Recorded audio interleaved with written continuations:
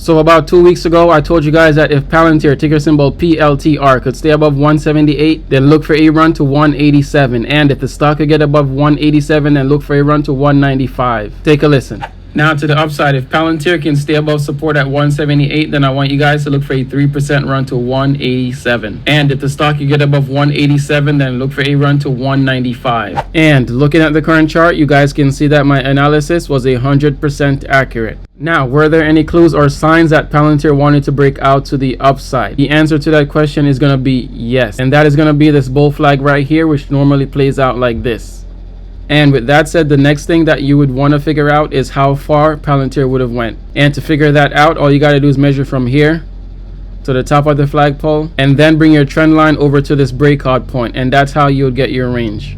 Now let's jump over to Applied Digital, ticker symbol APLD. So back on the 17th, when the stock was trading at around 34.22, I told you guys that if the stock fell below 33.84, then look for a 9% pullback down to $31. Take a listen. During the market's last trading session, Applied Digital was down over 6% and is now sitting above support at 33.84. If buyers cannot keep the stock above this level, then I want you guys to look for a 9% pullback down to $31. Now, were there any clues that Applied Digital was going to break down? And the answer to that question is going to be yes. And the clue is that after this breakdown, the stock was then running into resistance at this gap refill zone at $36, which you guys can see as clear as day.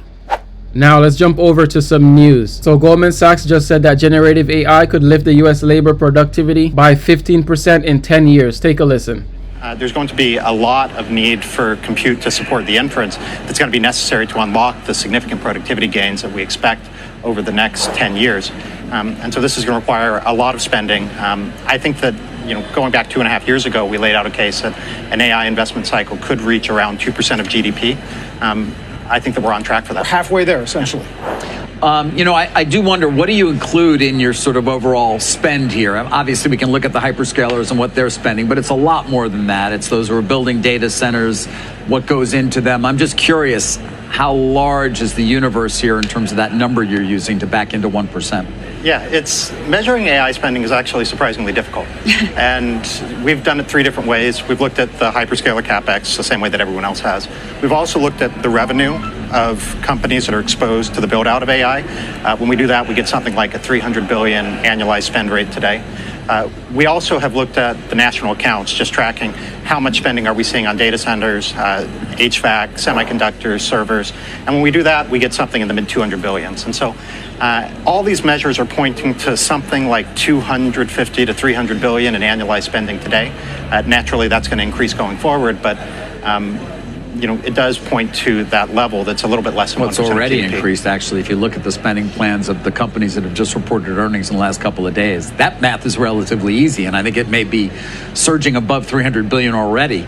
When we look back at like the internet period, which obviously we lived through, do you feel like I'm trying to understand, because the numbers are so large now, but is everything that was included then sort of fair to have included at that point in terms of being a percentage of GDP? I guess I'm just asking if you're confident in your estimates.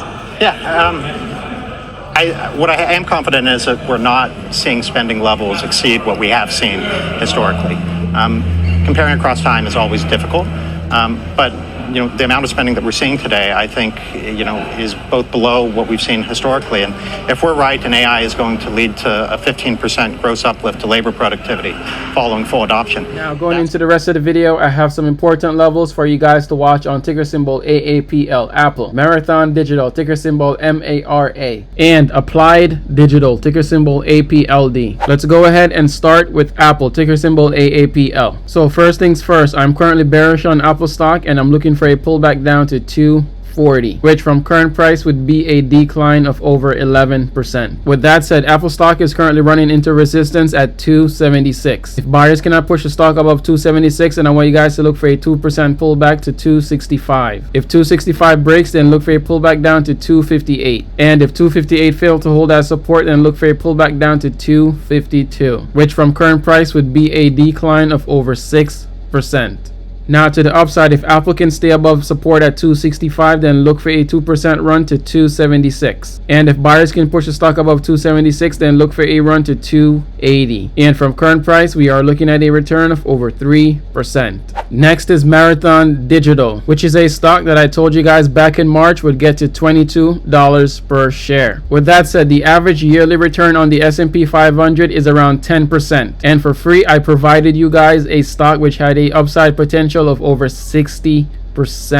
Now, after hitting my price target at $22, Marathon Digital has experienced some pullback and is now forming a bullish wedge right above support at $17, which is identical to what took place right here. So if we do see a breakout, this could push the stock back to my original price target at $22. With that said, going forward, keep your eyes on these levels. So current support is going to be at $17 per share. If buyers cannot keep the stock above this level, then look for a 11% pullback to $16. Below $16, the bear's next target to the downside is going to be at $14.95. And from current price, we are looking at a decline of over 18%. Now to the upside, as long as the stock can stay above support at $17, and I want you guys to look for a 7% run to 1962. And if buyers can get the stock above 1962, then look for a run to 2083. Above 2083, the bull's next target is going to be at $22. And from current price, we are looking at a return of over 20%.